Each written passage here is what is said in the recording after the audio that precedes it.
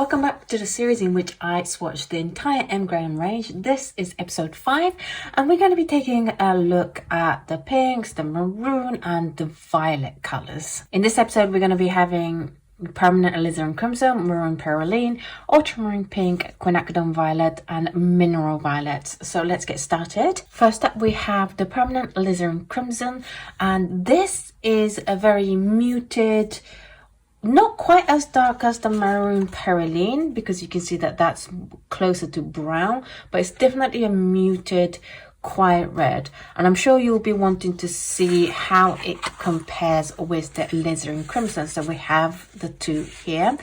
The permanent Alizarin Crimson is made with PR264, which is Pyro Red Rubin, and that kind of makes this is definitely a Pyro Red Rubin color. If you think of Pyro Rubin by Holbein, is this kind of slightly deep winey kind of color.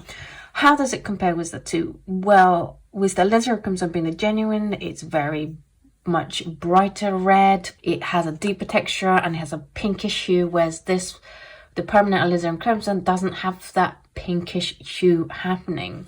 In terms of gradation, and this was the color that I was mentioning earlier episodes where the ridging comes in. If you look here, you can see there are heavy textures happening here, and this I wouldn't say is cauliflowering. Cauliflowering, it tends to have more of a feathered look, whereas these are more chunkier look, and this is what I want to call ridging, unless, as always, do tell me if it means something else, and especially if it means something dodgy. But I would say this is more ridging than cauliflowering, and this is a really good example of what I personally mean by ridging.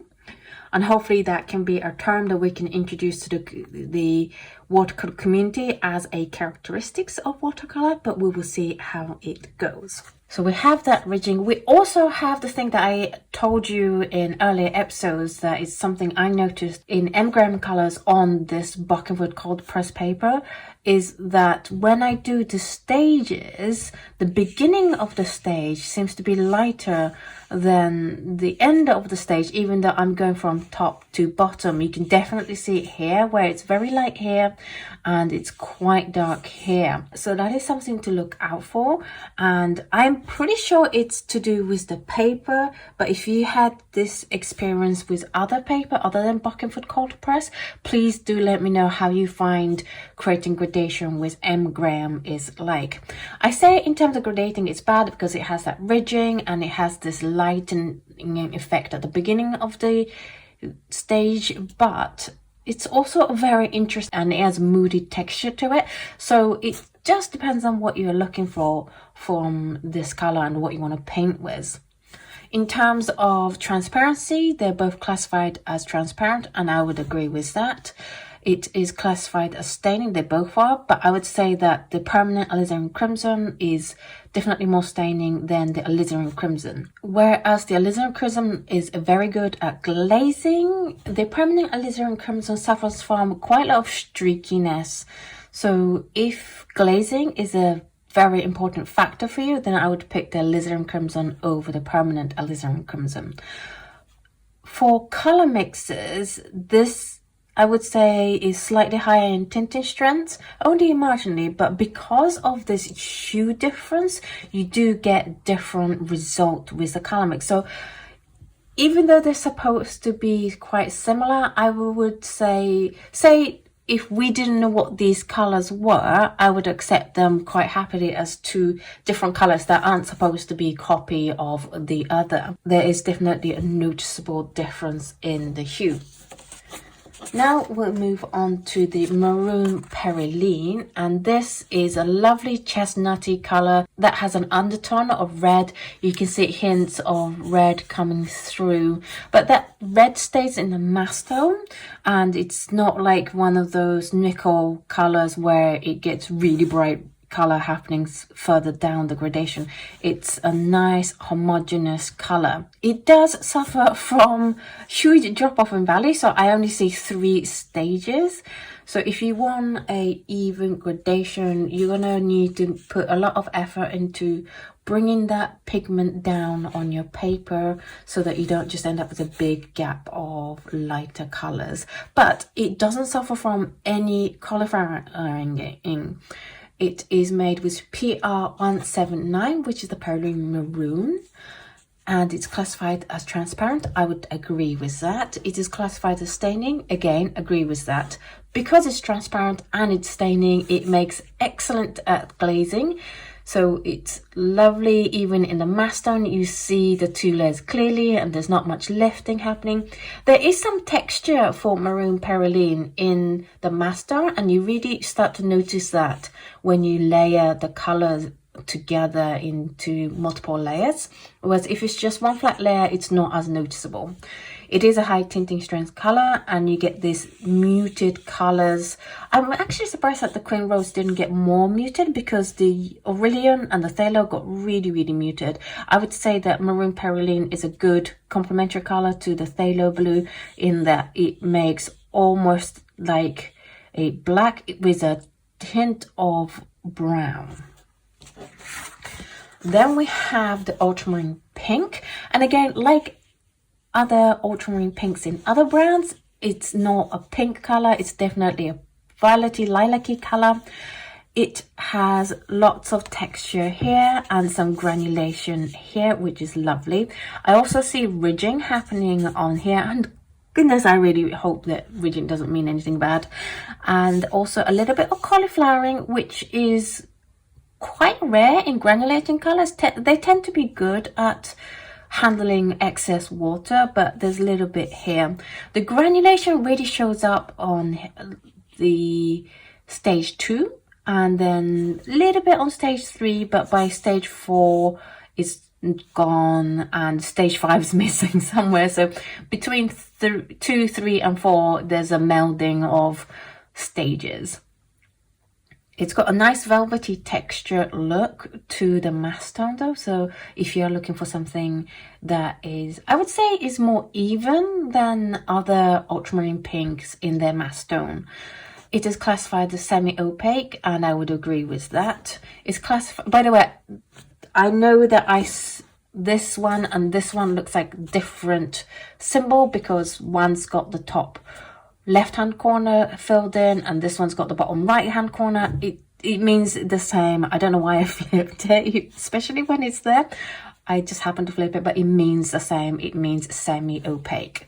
It's classified as non-staining, and I would agree with that. You can get it pretty much back to white because it's a granulating color, as well as it lifts super easily. It's not good at glazing. You see lifting happening on the edges here.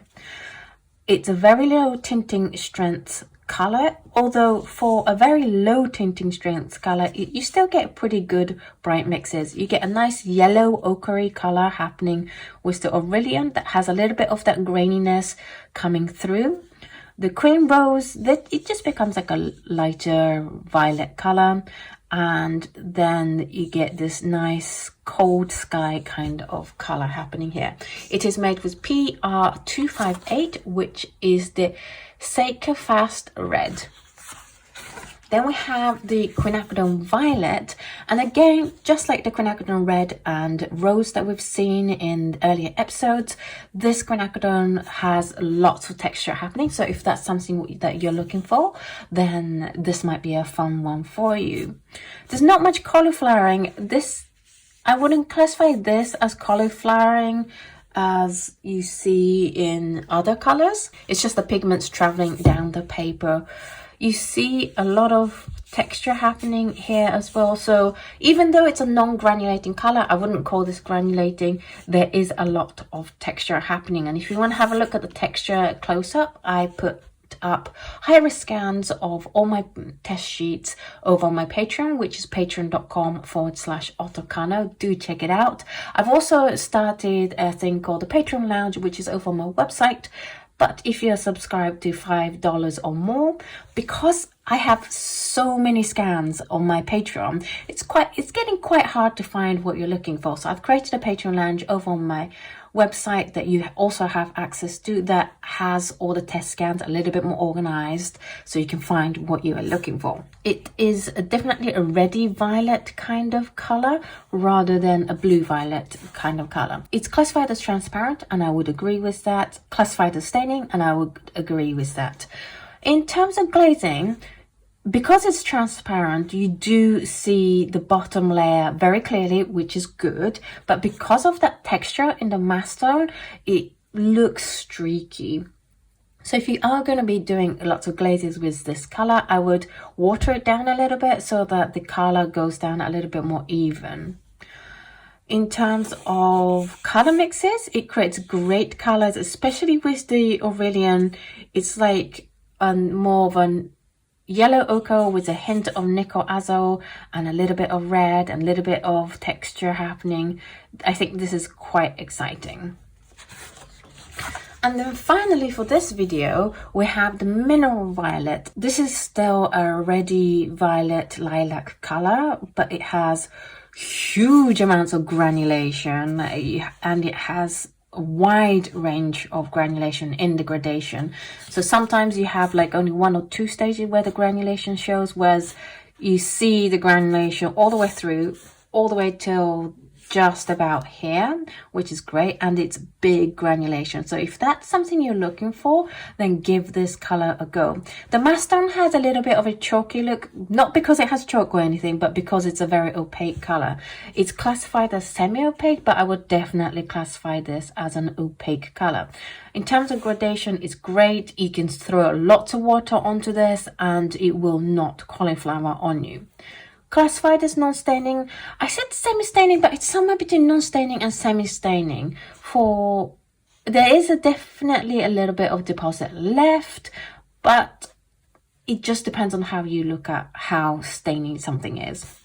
Because it lifts easily and it's opaque and it's granulating, it's like the trifecta of not being great at glazing. So I would avoid doing glazes with this color. In terms of color mixes, it's a low tinting strength color. So if you have all this cobalts and the softer colors, then this color would go great in your palette. But it also does put up a good fight with these highly tinting strengths, in that the granulation can come through on all 3 of these colors. This month's Patreon exclusive dot card is the second M. Graham card, and it covers the reds and violets that we're taking a look at this month.